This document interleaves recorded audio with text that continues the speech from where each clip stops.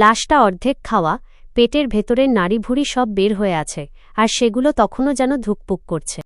তের স্বাদ, নীলকুঠির বিভীষিকা। অর্ক আর সুমিত যখন বন থেকে দৌড়ে পালানোর চেষ্টা করছিল, তখন তারা বুঝতেই পারেনি যে তারা আসলে বনের বাইরে নয়, বরং বনের আরও গভীরে ঢুকে পড়ছে। কুয়াশা এতটাই ঘন হয়ে এল যে নিজের হাতও দেখা যাচ্ছিল না। সেই বীভৎস দৃশ্য। হঠাৎ দৌড়াতে দৌড়াতে অর্ক একটা শক্ত জিনিসের সাথে ধাক্কা খেয়ে পড়ে গেল। সে টর্চ জ্বালাতেই তার রক্ত হিম হয়ে গেল। দেখল, সে কোনো গাছের সাথে নয়, বরং একটা ঝুলন্ত মানুষের লাশের সাথে ধাক্কা খেয়েছে। লাশটা অর্ধেক খাওয়া, পেটের ভেতরের নাড়িভুড়ি সব বের হয়ে আছে, আর সেগুলো তখনও যেন ধুকপুক করছে। সুমিত আর্তনাদ করে ওঠার আগেই অন্ধকার থেকে ৪-৫টা ছায়ামূর্তি বেরিয়ে এল। তারা মানুষ নয়, মানুষের কঙ্কালছাড় আকৃতি।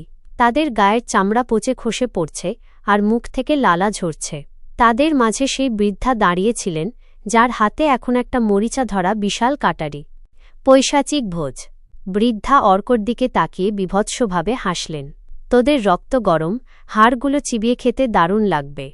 হঠাৎ একটা ছায়ামূর্তি ঝাঁপিয়ে পড়ল সুমিতের ওপর।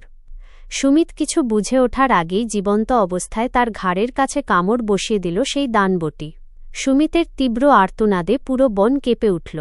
অর্ক দেখল, তার চোখের সামনে সুমিতের গলার রক্ত ছিটকে পড়ছে সেই বৃদ্ধার মুখে, আর তিনি পরম তৃপ্তিতে সেই রক্ত চাটছেন।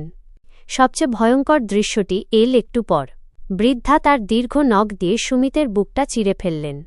সুমিত তখনও জীবিত, তার চোখ দুটো যন্ত্রণায় ঠিকরে বেরিয়ে আসছে। বৃদ্ধা সুমিতের হৃৎপিণ্ডটা তখনও ধুকপুক করা অবস্থায় ছিঁড়ে বের করে আনলেন এবং অর্কর দিকে তাকিয়ে সেটাতে একটা মরণ কামড় দিলেন। এক অন্তহীন অন্ধকার। অর্ক পালানোর শক্তি হারিয়ে ফেলেছে। সে দেখল সেই নরখাদক প্রেতগুলো সুমিতের অবশিষ্টাংশ নিয়ে কাড়াকাড়ি করছে। মাংস ছেঁড়ার সেই বিচ্ছিরি শব্দ আর হাড় মরমর করার আওয়াজ অর্কর কানে হাতুড়ির মতো বাজছে। বৃদ্ধা এবার অর্কর দিকে ধীর পায়ে এগিয়ে এলেন। তার মুখটা হাঁ হয়ে বড় হচ্ছে, আর সেই গহ্বর থেকে ভেসে আসছে পচা মাংসের উৎকট গন্ধ। তিনি অর্কর কানে ফিসফিস করে বললেন, চিন্তা করিস না বাছা, তোকে আমি একবারে মারব না। অনেকদিন পর টাটকা খাবার পেয়েছি, তোকে আমি একটু একটু করে রোজ খাব। পরদিন সকালে গ্রামবাসীরা যখন অর্ককে উদ্ধার করল, তার শরীরের অর্ধেক অংশ কোনো হিংস্র প্রাণীর খাওয়ার মতো ক্ষতবিক্ষত ছিল। কিন্তু অদ্ভুতভাবে অর্ক তখনও বেঁচে ছিল, শুধু তার চোখের মণি দুটো সাদা হয়ে গিয়েছিল। আর সুমিতের কোনো চিহ্ন পাওয়া যায়নি, শুধু মাটিতে পড়েছিল তার একটা রক্তমাখা দাঁত।